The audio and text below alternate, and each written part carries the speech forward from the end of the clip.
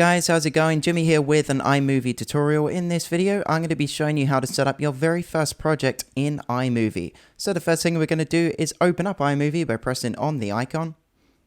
And on my screen, I've already got a few tiles because I've already done some projects in iMovie, but you'll probably just have the one, and that's the create new tile. So we're going to go ahead and press that, and that will give you two options, movie and trailer. In this instance, we're going to go ahead with movie.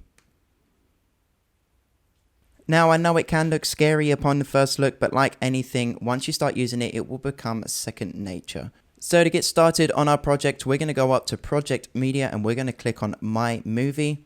And then we're going to head over to the Import Media where we can start importing our footage that we want to work on. Select the clips that you want. You've probably already imported it onto your computer and put it into a folder. So go ahead and find them and then select the footage that you need. So I've got 3 clips here that I want to use. To select all of these, just click on the top one and then go down to the bottom one, hold shift and click, and that will select all of your clips that you want to bring into the movie. Once we have them selected, we can go over to the bottom right here and select Import Selected. So as you can see, it's brought our footage into our project media. And what we can do is that we can actually preview our clips, which can save us a ton of time when it comes to editing. So just hover the mouse over the clip and then just skim through it. And you can actually see in the preview window on the right what we're actually looking at. So if you have some footage that has a lot of shakiness, for example, at the beginning or the end, we can eliminate that before we even bring it into the timeline. So I did this shot in about 3 takes, I think. So I'm going to pick the last one here. And to bring in the part of the footage that we want, I'm going to click on the clip and I'm going to select my in points and out points.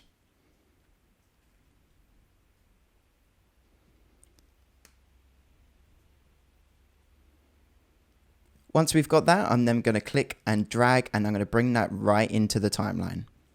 And there we go. We've now officially started our project. I'm going to do the same with the other 2 clips, just real quick here.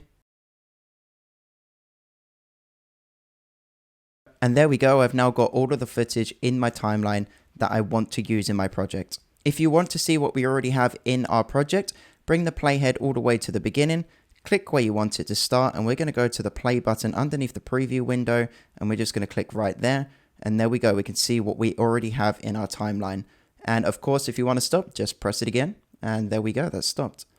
If you want to rewind or fast forward, you can, but bear in mind, this will bring the playhead to the next clip. So it won't go frame by frame. It will go clip by clip. I'll show you an example. So if I want to rewind, it will take me back to the beginning of the sunflower shot. And if I want to fast forward, it will take me back to those wind chimes. If you want to preview from a specific point, just bring the playhead over to where you want it, click, and again, we'll press that play button.